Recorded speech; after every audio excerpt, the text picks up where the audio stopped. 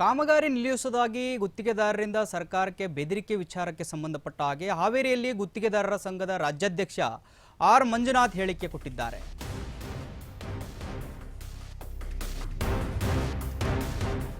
ಕಾಮಗಾರಿ ನಿಲ್ಲಿಸುವುದಾಗಿ ಸರ್ಕಾರಕ್ಕೆ ಬೆದರಿಕೆ ವಿಚಾರಕ್ಕೆ ಸಂಬಂಧಪಟ್ಟ ಹಾಗೆ ಹಾವೇರಿಯಲ್ಲಿ ಗುತ್ತಿಗೆದಾರರ ಸಂಘದ ರಾಜ್ಯಾಧ್ಯಕ್ಷ ಆರ್ ಮಂಜುನಾಥ್ ಹೇಳಿಕೆಯನ್ನು ಕೊಟ್ಟಿದ್ದಾರೆ.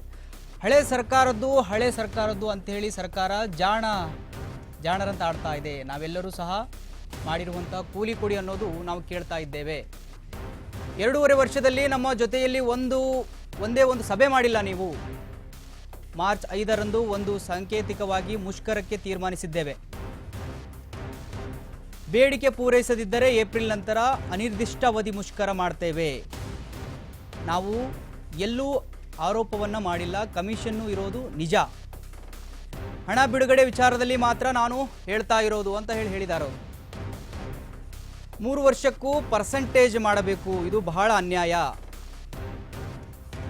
ನಾವು ಕಮಿಷನ್ ಹೇಳಿಲ್ಲ, ದೂರು ಕೊಡಲು ಹೋಗಲ್ಲ. ಸಿಎಂ ಸಿದ್ದು, DCM ಇಬ್ಬರೂ ಸಹ ನಮ್ಮ ದೊರೆಗಳಂತೆ. ನಾವು ಏನಿದ್ರು ನಮ್ಮ ಮನೆ ಯಜಮಾನ ಹತ್ರನೇ ಹೊಡೆದಾಡಬೇಕಿದೆ ಅಂತ ಹೇಳಿ ಆರ್ ಮಂಜುನಾಥ್ ಅವರು ಹೇಳಿರ್ತಕ್ಕಂಥದ್ದು. ಯಾವ ಸರ್ಕಾರ ಸಹ ಜೇಬಿನಲ್ಲಿ ಹಣ ಇಟ್ಟುಕೊಂಡು ಕೆಲಸ ಮಾಡಿಸಲ್ಲ.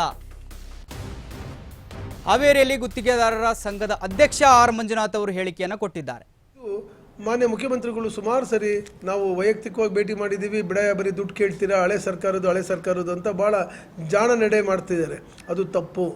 ಮಾನ್ಯ ಮುಖ್ಯಮಂತ್ರಿಗಳು ಹಳೆ ಸರ್ಕಾರ ಅಂತ ಹೇಳ್ತಿರೋದು ಭಾಳ ತಪ್ಪು. ಹಿಂದೆ ಬೊಮ್ಮಾಯಿ ಸಾಹೇಬರು CM ಆಗಿದ್ದಂಥ ಸಂದರ್ಭದಲ್ಲಿ ಇದೇ ಮಾನ್ಯ ಮುಖ್ಯಮಂತ್ರಿಗಳು ಹೇಳಿದ್ದು, ಬೊಮ್ಮಾಯಿ ಅವರು ಪ್ಯಾಕೇಜ್ ಮಾಡ್ತಿದ್ದಾರೆ, ನಾನು ಮಾಡಲ್ಲ ಪ್ಯಾಕೇಜು, ನನ್ನ ಸರ್ಕಾರ ಬಂದರೆ ಪ್ಯಾಕೇಜ್ ಮಾಡಲ್ಲ ಅಂತ. ಸ್ನೇಹಿತರೆ, ಪ್ಯಾಕೇಜ್ ಈಗ ಅದೇ ಹಳೆ ಸರ್ಕಾರಕ್ಕಿಂತ ಜಾಸ್ತಿ ಪ್ಯಾಕೇಜ್ ಇವಾಗಲೇ ನಡೀತಿರೋದು. ರೆಡಿ ದುಡ್ಡು ಇದ್ದವ್ರಿಗೆಲ್ಲ ಹೊರ ರಾಜ್ಯದವರಿಗೆ ಕೊಡ್ತಾರೆ, ಪ್ಯಾಕೇಜ್ ಮಾಡ್ತಾರೆ. ಪಾಪ 3 ವರ್ಷ ಕಾಯೋಂಥ ದುಡ್ಡು ನಮ್ಮದು ಲೋಕಲ್ ಕಾಂಟ್ರಾಕ್ಟರ್ಗಳಿಗೆ ಕೊಡುವಂಥ ಒಂದು ಕೆಲಸ ಇಲ್ಲಿ ಸರ್ಕಾರದಲ್ಲಿ ನಡೀತಾ ಇದೆ. ತಂದರೂ ಸಹ ಮುಖ್ಯಮಂತ್ರಿಗಳು ಅದಕ್ಕೆ ಯಾವುದೇ ಥರವಾದ ನೋಡಿ 11 ಜಿಲ್ಲೆ ಪ್ರೆಸ್ ಮೀಟ್ ಮಾಡಿದ್ದೀನಿ. ಇದು ಮಾನ್ಯ ಮುಖ್ಯಮಂತ್ರಿಗಳು ಸುಮಾರು ಸರಿ ನಾವು ವೈಯಕ್ತಿಕವಾಗಿ ಭೇಟಿ ಮಾಡಿದ್ದೀವಿ. ಬರೀ ದುಡ್ಡು ಕೇಳ್ತೀರಾ, ಹಳೆ ಸರ್ಕಾರದ್ದು ಅಂತ